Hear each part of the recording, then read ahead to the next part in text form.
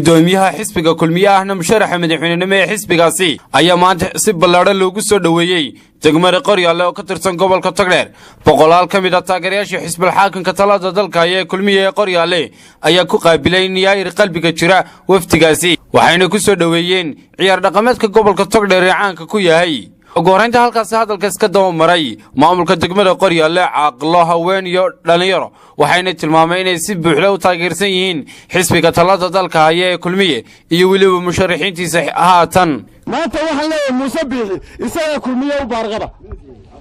isaga Soomaaliland u libaaxa waa maalintaadii waanu ku barbar taaganahay warwariyuu ka galin deegaankan cod ballaaran baad ka helaysaa halkan waxa lagu xisaabtamayaa waa halkii kulmiye ka bilaabmay ka asaasmay maantana diyaara kulmiye waa kulmiye maanaan diga rogan ninkanayaan markii onkod ma laydinku sheegin madfice arrintu waa halkeedii degmada Qoryaale waxa weeyaan waa degmo muxaafida waa degmo waligeedba muxaafid ahayd oo u taagneed xisbiga kulmiye sida ka muuqata maantana waxa xisbiga kulmiye musharaxa waa maxamed Muuse Biixi Cabdi aad iyo aad baan ku soo dhaweynaa koona taageersanahay isuna ka barbar taageynaa Qoryaale cod uu ku caan baxay bada Axmed baa ku baashiri Muuse uu tartan waa la kala tagi ilaa iyo ceeriban cid ku ugu diray ilaa ceel daraadan cid ku ugu diray Muuse uu tartan waa la kala tagi waad guulaysanaysaa insha Allah waanaad ku soo baxaysaa soo dhaweyno adiga ku xigeenkaaga wasiirada doorashada dambe ee madaxweynaha aad u taagantay diyaar baan u dhahay soo dhawow gudoomiyaha gobolka Togdheer Maxamed Ibrahim Aadan Qabo ayaa tilmaamay ujeedada socdaalkoodan umaan socon barnaamij campaign waxaan u soconay barnaamij wacyigelin oo ah inaanu dadkayga ku wacyigelino maadaama shalay la launch gareeyay diiwaangelintii codbixiyayaasha waxaan idinku nimi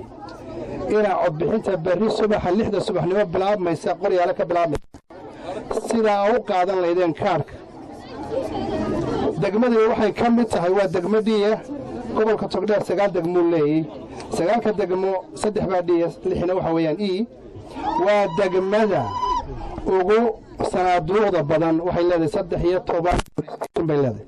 waxa iyaguna halkaas hadal ka soo jeediyay wasiirada wasaaradaha macdanta iyo tamarta duulista iyo hawada iyo waliba hawlaha gudiga guriyeenta sida uu gudoomiye sheegayna wali meel kale looma cadaynin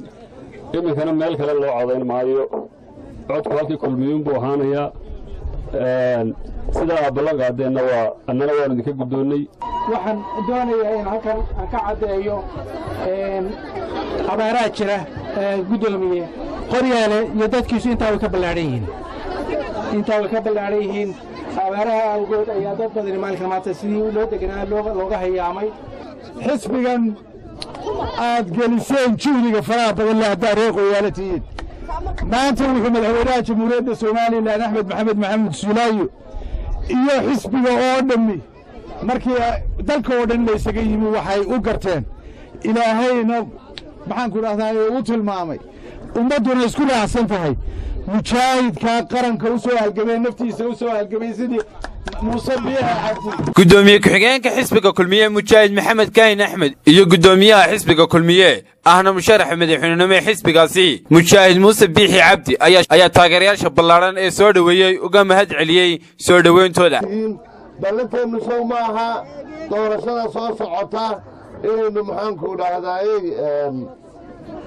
aynu musharaxa madaxweynaha codkeena siinayno way diyaarsan yihiin ilaa baanboydoodii oo inan la yaab leh ay maxaan ku dhahdayay macallin ka tahay iyo daayar yaryar ayaa halkan jooga aad iyo aad baan idin habalyeynaya aad iyo aad baan ugu mahadnaqaynaa sidii sharafta lahayd aad noo soo dhaweyseen qofka diiwaangelinta loo dadaalo qofkii diiwaangeliya oo baa codeynaya berrito bilaabasa haddii alla yiraahdo sidii idin sheegay barasaarkuna weeye waxa ku dadaali doontaan diiwaangelinta waxa la yixi fariinaan waanu qaadanay labana aad baan u sii qaadanay Cabdirasaaq Cabdulaahi Sheekhadan Cabdirasaaq Koronto telefishinka madaxa bannaan Somaliland Space Channel gudaha magaalada Burco